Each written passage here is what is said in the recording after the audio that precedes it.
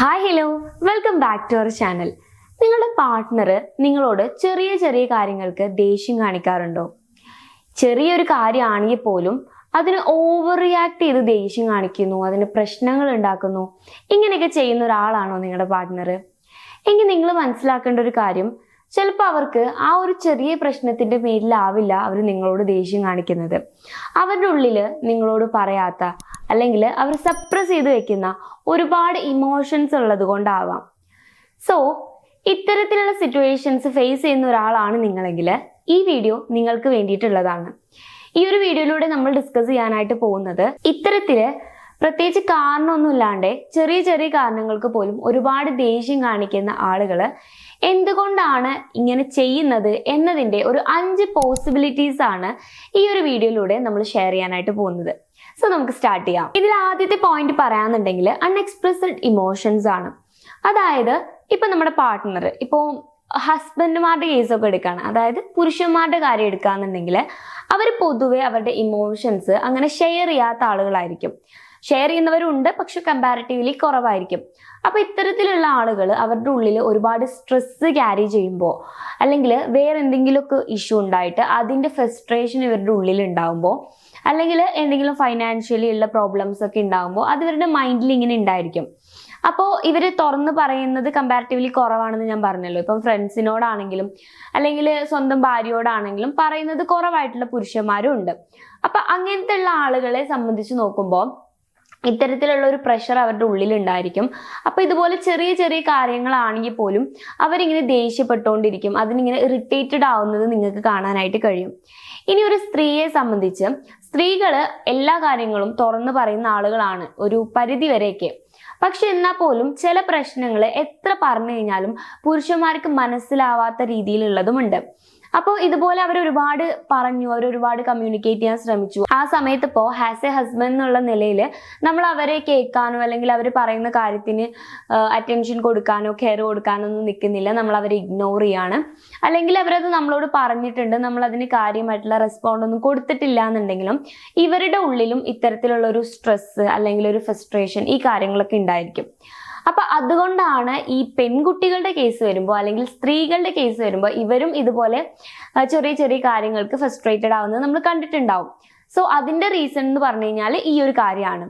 അതായത് ഇപ്പോൾ പുരുഷന്മാരാണെങ്കിലും സ്ത്രീകളാണെങ്കിലും ഇതിന്റെ ഒന്നാമത്തെ കാര്യം, അതായത് ഇങ്ങനെ ചെറിയ ചെറിയ കാര്യങ്ങൾക്ക് ദേഷ്യം പിടിക്കുന്നതിന്റെ ഒന്നാമത്തെ കാര്യം എന്ന് പറഞ്ഞു കഴിഞ്ഞാൽ അവരവരുടെ ഉള്ളിൽ ഒരു സ്ട്രെസ്, ഡീപ്പായിട്ടുള്ള ഒരു സ്ട്രെസ് ക്യാരി ചെയ്യുമ്പോൾ, അല്ലാന്നുണ്ടെങ്കിൽ അവര് എന്തോ കാര്യത്തിൽ ഫ്രസ്ട്രേറ്റഡ് ആണ് അല്ലെങ്കിൽ അവരുടെ ഉള്ളിൽ എന്തോ ഒരു പ്രശ്നമുണ്ട് എന്നുള്ളത് വേണം നിങ്ങൾ മനസ്സിലാക്കാൻ. ഇനി രണ്ടാമത്തെ കാര്യം പറയുകയാണെന്നുണ്ടെങ്കിൽ പുവർ കമ്മ്യൂണിക്കേഷൻ സ്കില്ലാണ്.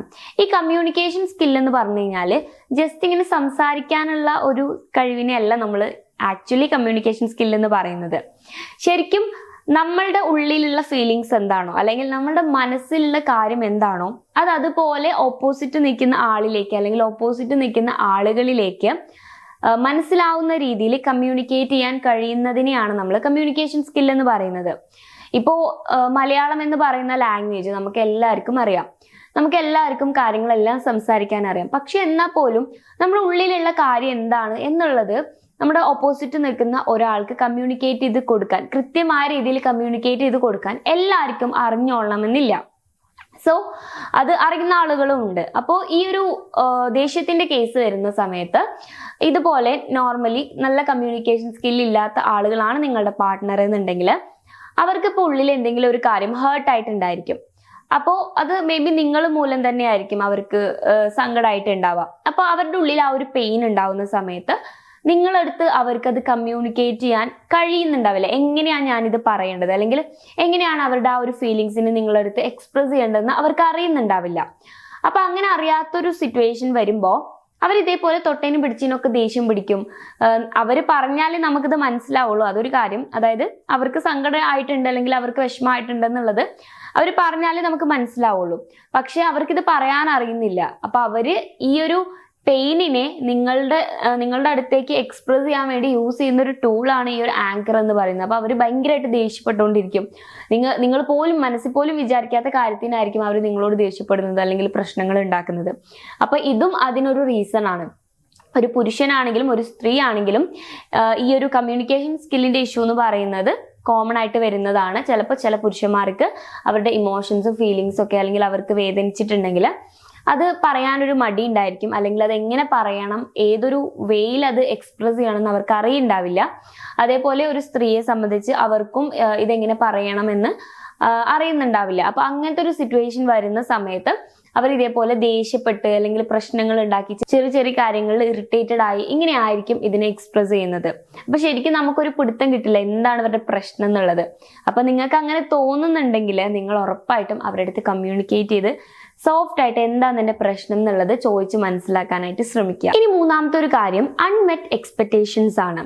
ഒരു റിലേഷൻഷിപ്പിലാണെങ്കിലും അല്ലെങ്കിൽ ഒരു മാരീഡ് ലൈഫിലാണെങ്കിലും എക്സ്പെക്ടേഷൻസ് രണ്ടുപേർക്കും ഉണ്ടാവും അല്ലെ.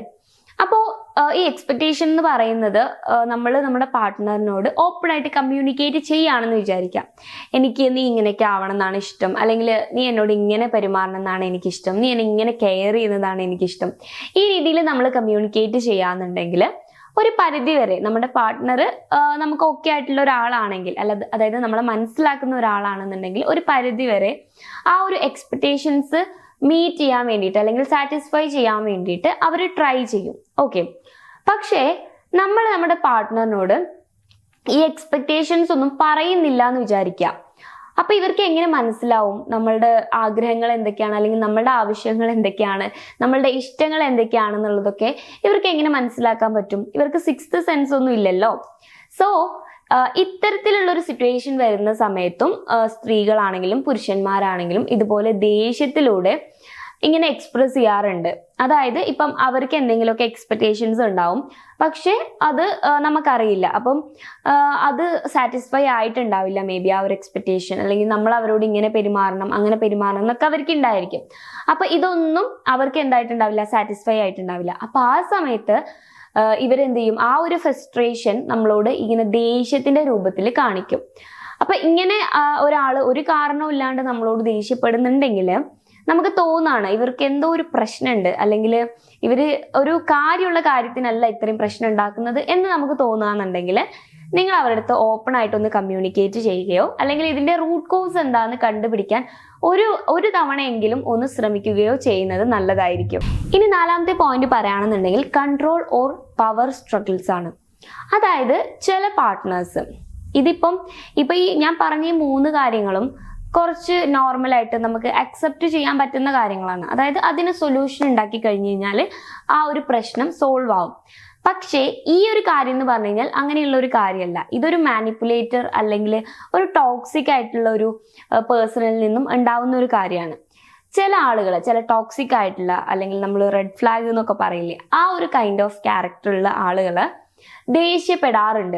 അതെന്തിനു വേണ്ടിയിട്ടാണ്? ആ ഒരു റിലേഷൻഷിപ്പിന്റെ കൺട്രോൾ അല്ലെങ്കിൽ ആ ഒരു റിലേഷൻഷിപ്പിന്റെ പവർ അവർക്ക് കിട്ടാൻ വേണ്ടിയിട്ട് അവർ ദേഷ്യപ്പെടാറുണ്ട്.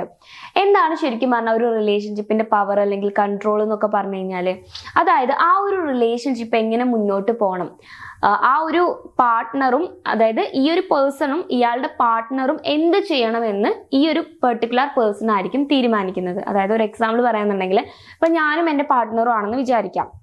അപ്പോ ഞാനാണ് ഇതുപോലെ ദേഷ്യപ്പെട്ട് ഈ ഒരു റിലേഷൻഷിപ്പിന്റെ കൺട്രോൾ എടുക്കാൻ ശ്രമിക്കുന്നതെന്നുണ്ടെങ്കിൽ ഞാൻ ആഗ്രഹിക്കുന്നത് എന്താണെന്ന് വെച്ച് കഴിഞ്ഞാൽ എൻ്റെ കാര്യങ്ങളും അതേപോലെ എൻ്റെ പാർട്ട്ണറിന്റെ കാര്യങ്ങളും എനിക്ക് തീരുമാനിക്കണം. അതായത് ഞാൻ കീ കൊടുക്കുന്ന ഒരു പാവയായിട്ട് എൻ്റെ പാർട്ട്ണർ മാറണം. അതിന് വേണ്ടിയിട്ട് ഞാൻ എന്ത് ചെയ്യാണ്, ദേഷ്യപ്പെട്ട് ആ ഒരു റിലേഷൻഷിപ്പിന്റെ മൊത്തത്തിലുള്ള കൺട്രോൾ ഇങ്ങനെ എടുക്കാൻ ശ്രമിക്കുകയാണ്. ഇത്തരത്തിലുള്ള മാനിപ്പുലേറ്റേഴ്സും ഇതുപോലെ ദേഷ്യം കാണിച്ച് കൺട്രോൾ ചെയ്യാൻ ശ്രമിക്കാറുണ്ട്. ഇപ്പൊ ഒരു പെർട്ടിക്കുലർ റീസണിന്റെ പുറത്ത് വരുന്ന ദേഷ്യത്തിന്റെ കാര്യമല്ല കേട്ടോ ഞാൻ പറയുന്നത്. അതായത് ഇപ്പോൾ ഇതുപോലെ എന്തെങ്കിലുമൊക്കെ ഇപ്പൊ ഞാൻ മുന്നേ പറഞ്ഞല്ലോ, നമ്മളുടെ ഒരുപാട് എക്സ്പെക്ടേഷൻസ് ഉണ്ട്, അത് മീറ്റ് ആവുന്നില്ല, അതുപോലെ നമുക്കുള്ളിൽ ഒരുപാട് പ്രശ്നങ്ങളുണ്ട്, അപ്പൊ അതിന്റെ ഫ്രസ്ട്രേഷൻ പാർട്ട്ണറോട് കാണിക്കുന്നു. ഇതല്ല ഞാൻ പറയുന്നത്. ഇതല്ലാതെ ചില ടൈപ്പ് ഓഫ് ആളുകൾ ഇങ്ങനെയും ഉണ്ടാവാം. സോ നിങ്ങളൊന്ന് ഒബ്സർവ് ചെയ്ത് ശ്രദ്ധിക്കുന്നത് നല്ലതായിരിക്കും. ഇനി 5ാമത്തെ കാര്യം പേഴ്സണൽ ഇഷ്യൂ അല്ലെങ്കിൽ പാസ്റ്റ് ട്രോമാസ്.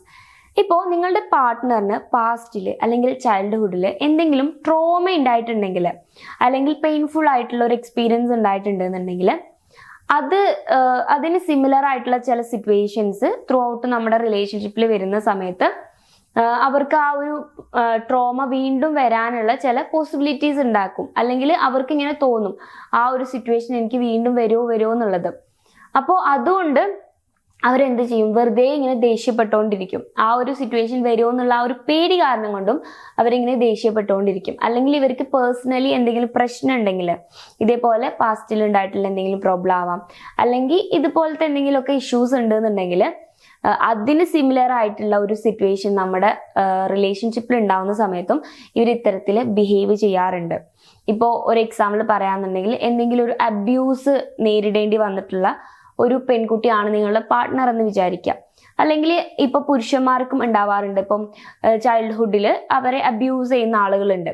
അപ്പൊ ഇതുപോലെ എന്തെങ്കിലും അബ്യൂസോ അല്ലെങ്കിൽ എന്തെങ്കിലും ട്രോമ തരുന്ന രീതിയിലുള്ള എക്സ്പീരിയൻസോ നമുക്ക് ഉണ്ടായിട്ടുണ്ടെങ്കിൽ, നമ്മൾ റിലേഷൻഷിപ്പിലേക്ക് വരുമ്പോൾ ഏതെങ്കിലും ഒരു പോയിന്റിൽ നമുക്ക് വീണ്ടും ആ ഒരു സിറ്റുവേഷനെ ഓർമ്മപ്പെടുത്തുന്ന രീതിയിലുള്ള ഇൻസിഡൻസ് നമ്മുടെ ലൈഫിൽ ഉണ്ടാവുകയാണെന്നുണ്ടെങ്കിൽ ഉറപ്പായിട്ടും നമ്മളുടെ മൈൻഡ് നമുക്ക് കൺട്രോൾ ചെയ്യാൻ പറ്റാത്ത രീതിയിലേക്ക് മാറും. അപ്പൊ നിങ്ങളുടെ പാർട്ട്ണർ മേ ബി ദേഷ്യം കാണിക്കുന്നത് ഈ ഒരു പ്രശ്നത്തിന്റെ പേരിലും ആവാം. സോ ഇപ്പൊ നിങ്ങളൊരു റിലേഷൻഷിപ്പിലാവുമ്പോൾ അല്ലെങ്കിൽ ഒരു മാരീഡ് ലൈഫിലേക്ക് കടക്കുമ്പോൾ ഒരുവിധം പാർട്ട്നേഴ്സ് എല്ലാം അവരുടെ പാസ്റ്റിൽ ഉണ്ടായിട്ടുള്ള കാര്യങ്ങളാണെങ്കിലും ഇതുപോലത്തെ ട്രോമയൊക്കെ ഉണ്ടായിട്ടുണ്ടെങ്കിൽ നമ്മളടുത്ത് കമ്മ്യൂണിക്കേറ്റ് ചെയ്യാറുണ്ട്. ചെയ്യാത്തവരും ഉണ്ട് കേട്ടോ. അപ്പോൾ നിങ്ങൾക്ക് അറിയുന്ന ഇവരുടെ ട്രോമാസ് ഒക്കെ നിങ്ങൾക്ക് അറിയുന്ന ഒരാളാണെന്നുണ്ടെങ്കിൽ നിങ്ങൾ ആ രീതിക്കും ഒന്ന് ഒബ്സർവ് ചെയ്യും, അതുപോലെ അവരോട് കമ്മ്യൂണിക്കേറ്റ് ചെയ്യും ചെയ്യുന്നത് നല്ലതായിരിക്കും. സോ ഇത് അവർക്കും നിങ്ങൾക്കും ഒരുപോലെ ഹെൽപ്പ് ചെയ്യുന്ന ഒരു കാര്യമാണ്. നിങ്ങളുടെ റിലേഷൻഷിപ്പിലുള്ള പ്രോബ്ലങ്ങൾ നിങ്ങൾക്ക് തന്നെ കുറയ്ക്കാനും കൺട്രോൾ ചെയ്യാനും കഴിയും. അപ്പോൾ ഈ ഒരു വീഡിയോയിൽ നിന്നും നിങ്ങൾ മനസ്സിലാക്കേണ്ടത്, നിങ്ങളുടെ പാർട്ട്ണർ എപ്പോഴും നിങ്ങളോട് ദേഷ്യപ്പെടുന്നു, ചെറിയ ചെറിയ കാര്യങ്ങളിൽ നിങ്ങളോട് പ്രശ്നം ഉണ്ടാക്കുന്നു എന്ന് വിചാരിച്ച് ആ ഒരു പേഴ്സൺ ഒരു ബാഡ് പേഴ്സൺ ആയിരിക്കണമെന്ന് ഒരു നിർബന്ധവും ഇല്ല. ഇങ്ങനെ ഇതിന് പിന്നിലും ഒരുപാട് കാര്യങ്ങളുണ്ട്, ഒരുപാട് കാരണങ്ങളുണ്ട്. അപ്പോൾ അത് മനസ്സിലാക്കി അവരുടെ കൂടെ നിൽക്കാൻ ശ്രമിക്കുക എന്നതാണ് നിങ്ങൾക്ക് ചെയ്യാൻ പറ്റുന്ന ഏറ്റവും വലിയൊരു കാര്യം. സോ ഈ ഒരു വീഡിയോ നിങ്ങൾക്ക് യൂസ്ഫുൾ ആയെന്ന് ഞാൻ വിശ്വസിക്കുന്നു. ഇതിനോടുള്ള നിങ്ങളുടെ ഒപ്പീനിയൻ എന്താണെന്ന് ജസ്റ്റ് താഴെ കമന്റ് ബോക്സിൽ ഒന്ന് കമന്റ് ചെയ്യുക. വീഡിയോ ഇഷ്ടമാവുകയാണെങ്കിൽ ലൈക്ക് ചെയ്യുക, ചാനൽ സബ്സ്ക്രൈബ് ചെയ്യുക. കൗൺസിലിംഗ് റിലേറ്റഡ് ആയിട്ടുള്ള എന്തെങ്കിലും സർവീസുകൾ നിങ്ങൾക്ക് ആവശ്യമാണെങ്കിൽ സ്ക്രീനിൽ കാണുന്ന നമ്പറിൽ നിങ്ങൾക്ക് കോൺടാക്ട് ചെയ്യാവുന്നതാണ്. So it's me Rashna signing of.